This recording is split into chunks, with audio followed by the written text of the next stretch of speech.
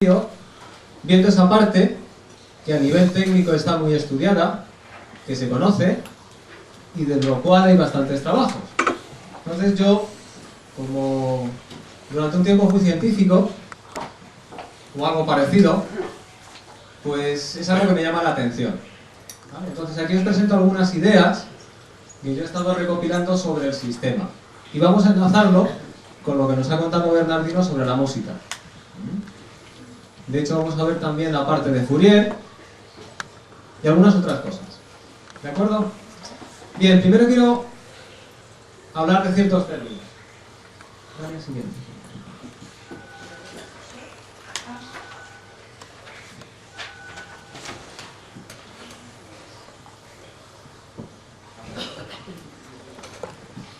Bien, otra vez. Eso. Lo primero es ignorante. Yo me declaro ignorante, quiero decir, no sé muchas cosas. Y eso es un verbo, o viene del latín ignoro, que es un verbo de la cuarta conjugación que significa desconocer, no saber. Entonces no esperéis respuestas a todo, porque no las tengo. Hay otro término que es asofo, sin conocimiento. Y luego hay uno que se utiliza mucho que es filósofo, que significa que ama el conocimiento. Y os preguntaréis, ¿todo esto por qué? Bueno, pues es que a mí la palabra ignorante me sonaba a ignus, que significa fuego. Y entonces pregunté a gente que sabe idiomas y me dijo que no tiene nada que ver. Con lo cual digo, bueno, mi gozo en un pozo. Pero no importa. Yo considero que ignorante es aquel que siente la llama del desconocimiento en su ser y por tanto empieza a buscar. Y quiero plantear esta pequeña charla desde ese punto de vista, desde la búsqueda. Así que a lo mejor os planteo más preguntas que respuestas os doy, pero es parte de lo que pretendo.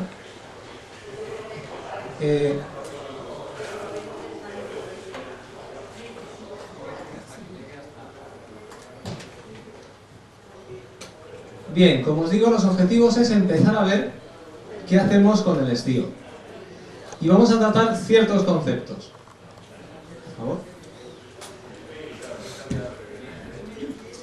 Vamos a ver algo de señales, algo de ondas, y vamos a ver gráficamente en qué consiste eso que se llama realimentación. ¿Y qué vamos a emplear? Pues como veis, vamos a emplear mapas mentales, esto es un mapa mental, y va a ser un curso o una sesión participativa.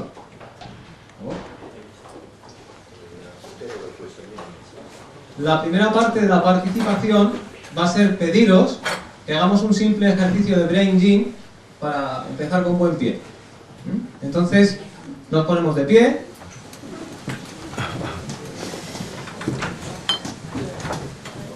Es un ejercicio muy sencillo, vamos a hacerlo por partes. La primera parte es mover la mano izquierda hacia adelante. Seguro que todo el mundo sabe hacerlo. Vale, paramos. Y ahora movemos la mano izquierda hacia atrás. Fácil, ¿no? Bien, pues ahora vamos a hacer las dos cosas a la vez. Una hacia adelante y otra hacia atrás.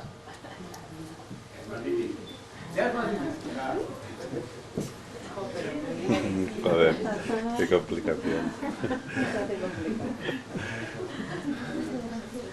Veo que tenéis un buen nivel de integración hemisférica muchos de vosotros. Eso es bueno. Y por último vamos a hacer otro ejercicio de Brain Gym mucho más sencillo. Quedaos de pie, por favor. Pincha en la presentación.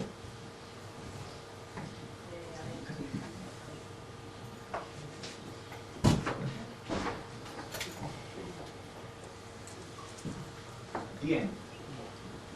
Esto es una cosa muy sencillita y nos va a servir para ponernos mentalmente a tono. ¿Veis que tenemos 2 o 3 filas de letras? La de arriba es el abecedario. La de arriba indica lo que hay que decir. ¿Vale? A, B, C. Y la de abajo indica lo que hay que hacer. Cuando ponga la letra A, será subir los 2 brazos arriba. Cuando ponga la I, será levantar el brazo izquierdo. Pero para trabajar un poco más complicado, brazo izquierdo, pierna derecha. Hombre. ¿Vale? Y Cuando ponga la B, será levantar el brazo derecho y la pierna izquierda. Fácil, ¿no? Bien. Vamos a marcar el ritmo. Efectivamente es la marcha cruzada.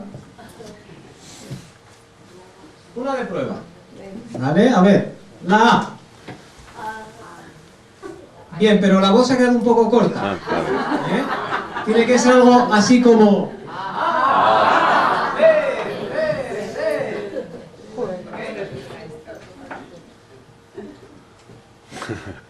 ¿De nuevo?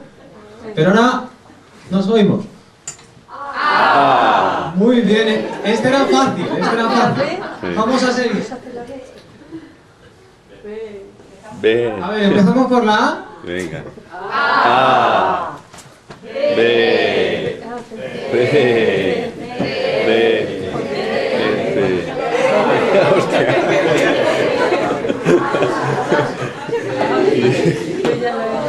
Yo no veo.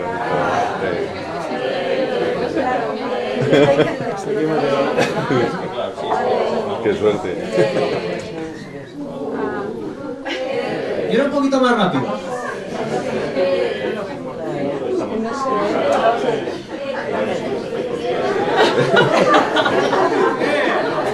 Muy bien.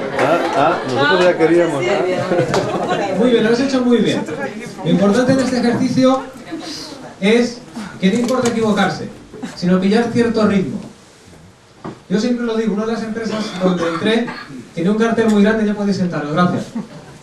Luego lo repetiremos, no os preocupéis. Tiene un cartel muy grande que ponía, le pagamos para que se equivoque. Pues aquí es lo mismo. No importa equivocarse, sino el ritmo que se pide. También el ritmo, vamos a ver que se conecta con el tema de las señales, de la armonía, etc. Muy bien. Definiciones. Sí. Bien. Lo primero que vamos a definir es magnitud. Magnitud es todo aquello que se puede medir. Y este es un punto importante, porque una de las cosas que más nos llaman la atención, por lo menos a mí, con el sistema STIO, es que presenta cosas que se pueden medir. Lo cual nos da una base firme para empezar a hacer objetivos, por lo menos en parte, aunque no completamente. Y eso es interesante. Entonces, lo primero que tenemos que tener claro es que estamos midiendo. Mediremos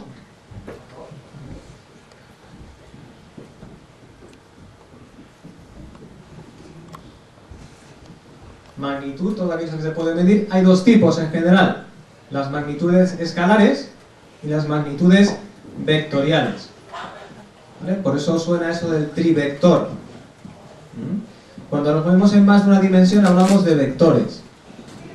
Y cuando hablamos solamente de que un número define lo que estamos midiendo, hablamos de magnitudes escalares.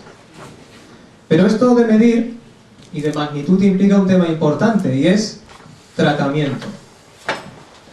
Por un lado vamos a tener las magnitudes, lo que podemos medir, y por otro lado vamos a tratarlo. Vamos a hacer cosas con esa magnitud. Y el hacer cosas con esa magnitud lo va a transformar en señales, que será con lo que al final trabajemos.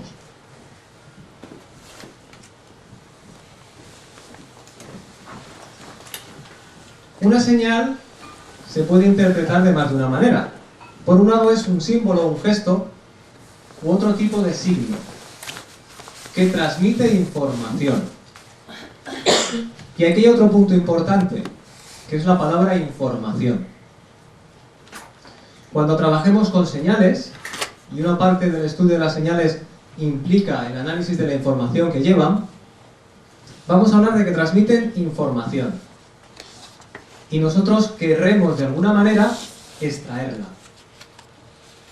Y para eso veremos herramientas matemáticas, como las que ha introducido Bernardino, del análisis de Fourier. Por eso en el STIO veréis cosas de información sobre armónicos y análisis de Fourier.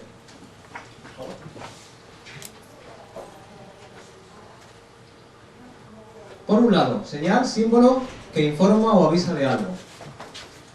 también es cualquier evento que lleve implícita cierta información. Y también vamos a hablar de señales como funciones matemáticas. De nuevo, una función que es capaz de transmitir información y que puede representar cualquier magnitud. De hecho, cuando nosotros medimos es porque podemos transformar eso que varía en una señal. En el ejemplo anterior de la música, nosotros percibimos la música porque tenemos sensores adecuados a percibirla, en el rango que Bernardino nos ha comentado. Si no tuviésemos sensores, no podríamos percibirla. Eso es muy importante, porque eso nos puede llevar a otros muchos temas, como es el concepto de medida en cuántica. Pero no vamos a ir ahí. Polinomios.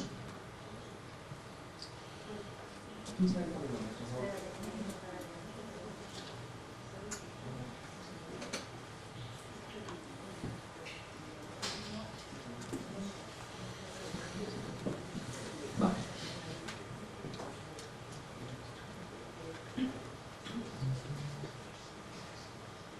Bueno, quiero recordaros del colegio, cuando veíamos este tipo de cosas, que eran funciones.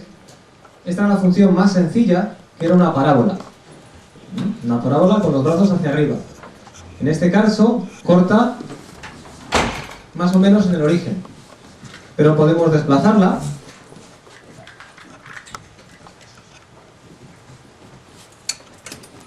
Y ahora esta función corta a este eje en 2 puntos. ¿Verdad? Estos se llaman los ceros de la función. Y es un concepto importante. De hecho, si nos vamos a la función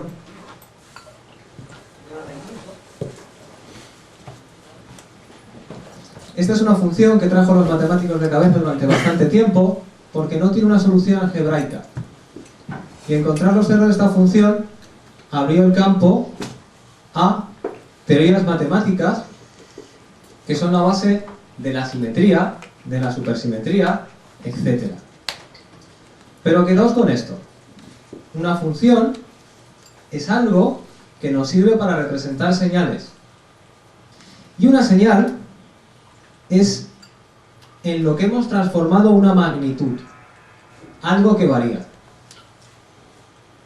Es un concepto muy general, pero nos va a dar mucha información.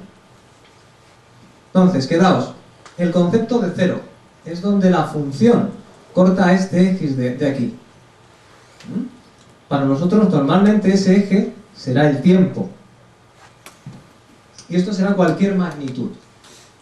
Y la función reflejará cómo la señal varía en el tiempo. ¿Por otra vez? Eso lo cerramos. Nos vamos al mapa. Bueno, sobre el concepto de cero hay mucho que decir, ¿vale? Por ejemplo, los romanos no tenían cero. Así que para hacer las cuentas con los romanos, sumar y restar se le daba más o menos bien, y las multiplicaciones se volvieron un poco locos. Bien, clases de señales.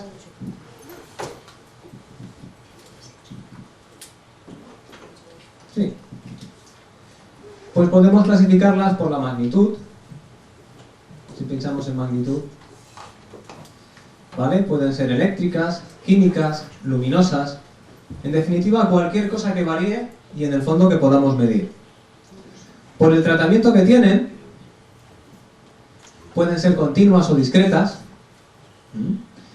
Todo lo que generalmente hagamos con el ordenador va a ser discreto, y eso tiene importantes consecuencias, como la que decía Bernardino, cuando nosotros muestreamos una señal, que es al fin y al cabo lo que hacemos al hacerlo discreta, luego lo veremos más gráficamente, estamos limitando la máxima respuesta que somos capaces de medir, por una cosa que se llama el teorema de Nyquist.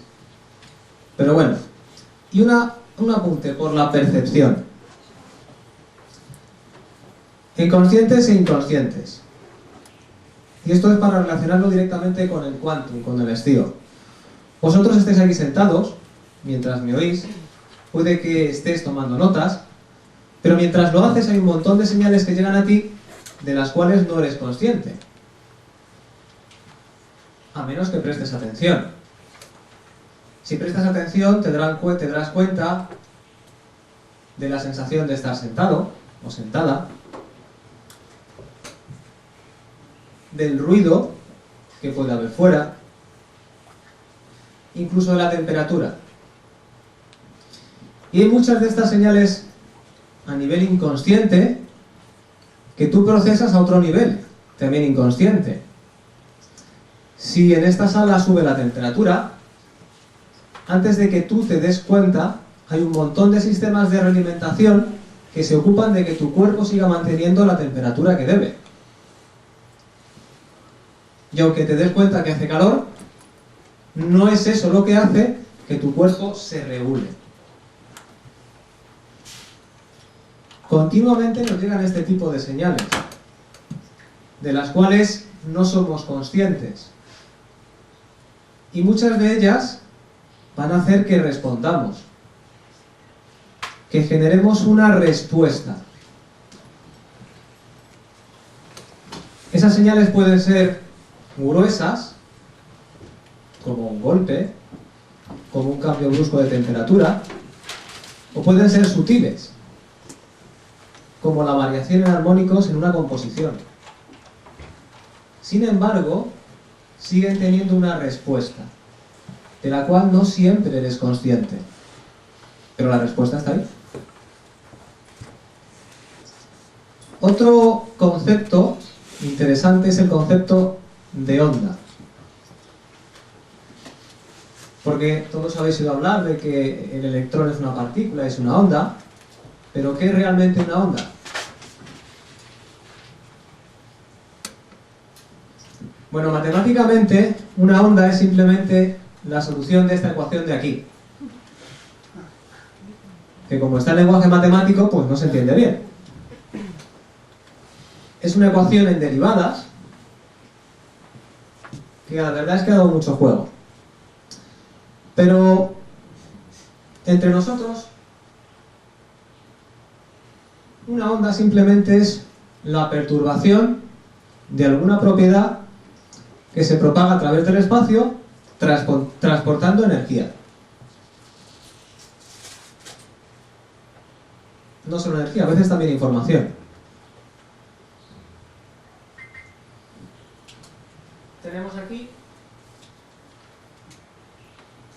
una oscilación armónica, ¿vale? Donde distinguimos periodo y la amplitud. Tenemos dos señales que están desfasadas. Desfasada significa que una empieza después que la otra. Cuando nosotros, y lo veremos luego, sumemos señales de este estilo, el resultado será diferente, dependiendo de la amplitud, del periodo y del desfase. Para ver cómo varían.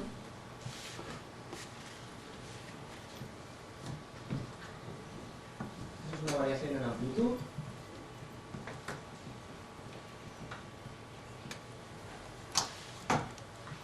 ¿Vale? Una variación del periodo. El periodo es el inverso de la frecuencia. Cuanto más grande sea esto, más lenta es la variación. Y cuanto más pequeño sea, más rápida es la variación. Esa variación, como bien han explicado antes, es la frecuencia. El número de veces que esta señal pasa por el cero se llama frecuencia.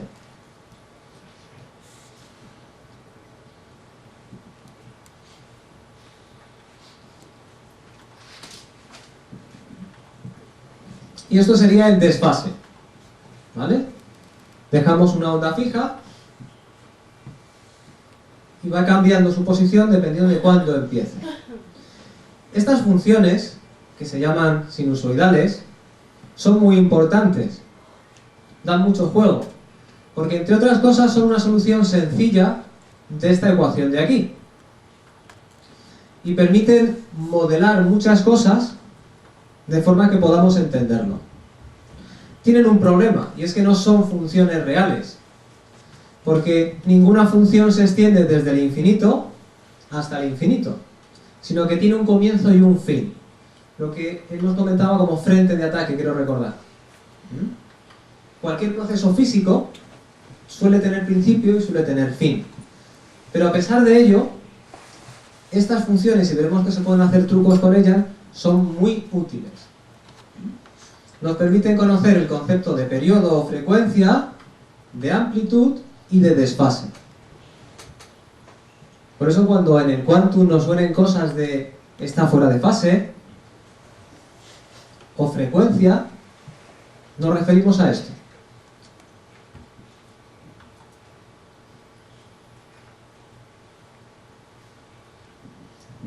Una onda puede ser tratada como una señal. Sin embargo, no toda señal es una onda. Es decir, no toda función va a satisfacer esto. Pero una función que satisfaga esto puede ser tratada como una señal.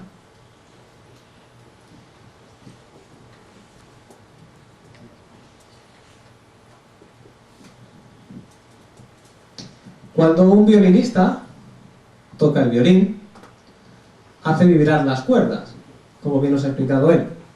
Eso genera una vibración que se transmite en el aire y llega hasta nuestros receptores. Pero ese receptor no tiene por qué ser solamente nuestro oído, sino puede ser también un micrófono. Es decir, aquí tenemos a alguien tocando el violín, yo le pongo el micrófono y esa vibración va a afectar a una membrana o a un cristal piezoeléctrico que está dentro, que generará una señal eléctrica que yo luego podré tratar y convertir de nuevo en sonido. Pero en ese proceso hay una transformación. Esa transformación generalmente va a hacer varias cosas. Por un lado va a meter ruido y por otro lado posiblemente recorte las frecuencias. Es lo que explicaba del MP3. Yo cojo una canción, la transformo en MP3, pero esa transformación para ahorrar espacio corta frecuencias. Generalmente las frecuencias altas, que son las que se asocian más al ruido. No siempre. Quedaos con esto. Magnitud se puede medir. Si yo lo mido puedo tener una señal. Y esa señal yo la puedo tratar.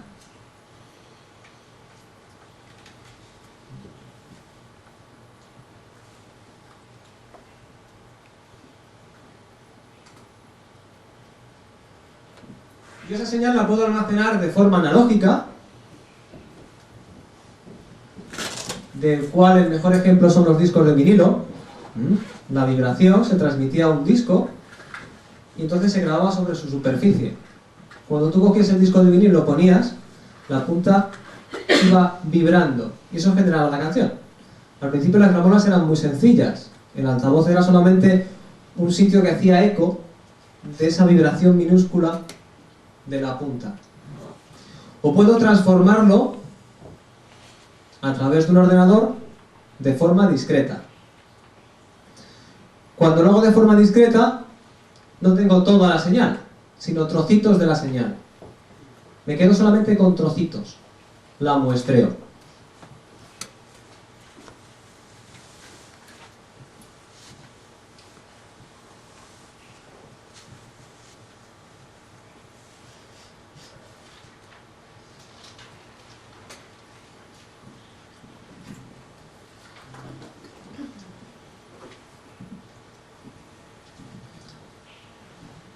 Bien, desde este punto de vista, podemos decir que estamos rodeados de señales. Nos llega radiación de muchos sitios. Y podemos entender esa radiación como ondas, como perturbaciones que se transmiten. La luz, que ahora nos permite ver, es una radiación. Es diferente del sonido, porque el sonido es una vibración longitudinal y la luz es una vibración transversal. Pero son perturbaciones que se transmiten. Y lo único diferente es la frecuencia.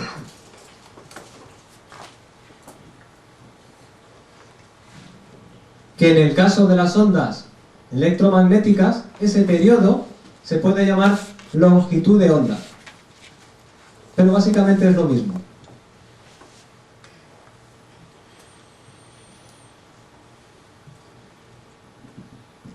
Nosotros podemos transformar la música en señales, en algo que podemos tratar. Por ejemplo,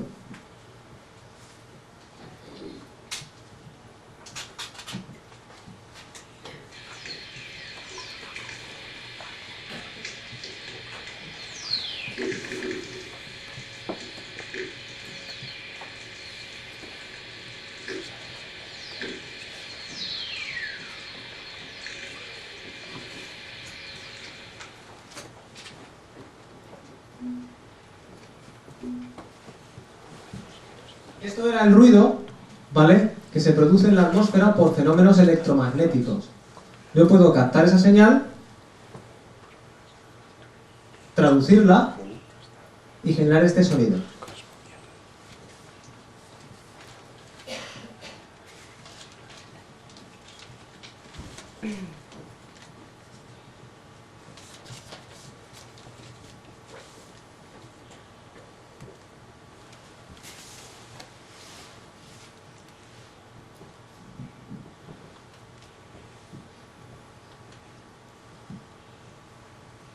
Esto es, o son tonos generados a partir de constantes matemáticas, simplemente por el método de asignarles un valor. Luego hay una estrecha relación entre señales y música. Realmente se trata de una transformación.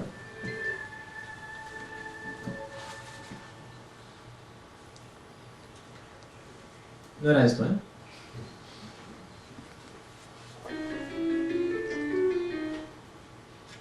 Si yo a los números que componen pi les asocio un valor, para cada nota surgen este tipo de cosas.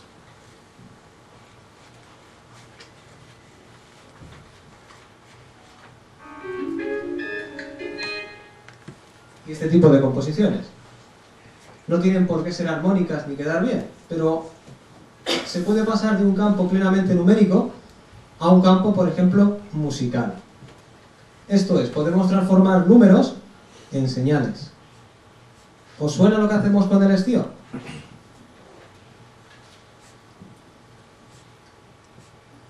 Pero es que incluso el sol vibra. El sol tiene un pequeño latido, una variación de alrededor de 50 metros, con un pulso constante, que los científicos llaman respiración del sol. Se produce por ciertos fenómenos de transmisión interiores y parece explicar cierta sobretemperatura que tiene el astro rey. Es decir, que todo lo que nos rodea no es constante, presenta cierta variación que nosotros podemos medir.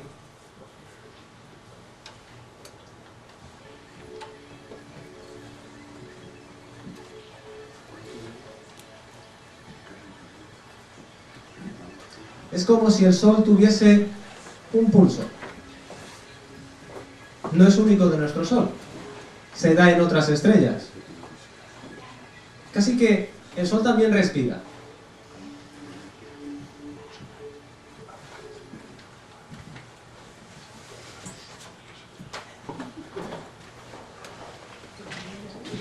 Si hablamos de la vida, hay un montón de señales que se producen. Este es un pequeño vídeo donde se muestran cómo pueden ser los procesos a nivel molecular que tienen lugar en una célula. Entonces a mí me ha impactado bastante. No soy médico, no puedo deciros qué son todos estos orgánulos. Este es un ribosoma con la producción de proteínas a través de la cadena de ADN, pero no deja de ser curioso. Y todo esto se produce a través de señales, de mensajeros químicos.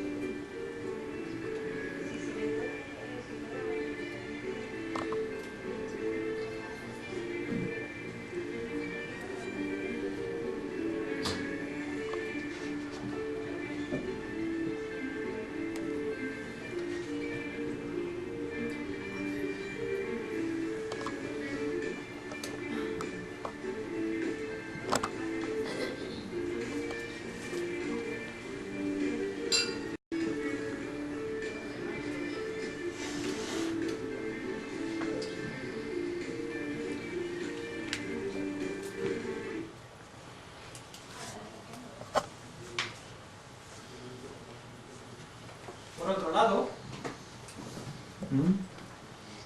en nuestros órganos se produce continuamente una actividad eléctrica que es medible.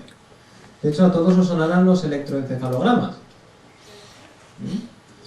donde se conecta una serie de electrodos a la cabeza de la persona y se registra la actividad eléctrica.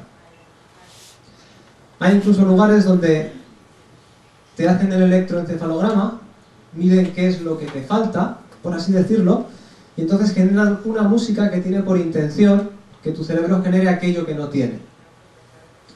Hay tecnologías como la tecnología de MiSync que se encargan de que tu cerebro produzca cierto tipo de señales a través de la mezcla coordinada de sonidos por cada uno de tus oídos. Pero lo importante es que tu cerebro tiene una actividad eléctrica. Dicen que dos tipos. Una de señal continua producida por la glía y otra de tipo sinusoidal, como la que hemos visto, producida por las neuronas. Y eso nosotros podemos medirlo. Luego podemos visualizarlo. Dependiendo del tipo de actividad en el que te encuentres, esas señales que genera tu cerebro tendrán un componente u otro. Así, cuando estás en un estado de relajación, tu cerebro generará señales de tipo alfa, que son señales que tienen una frecuencia no como la del móvil, sino de 10 hercios. Conforme te vas relajando, tu cerebro produce señales de más baja frecuencia. Eso significa que si tú le pones electrodos y lo mides,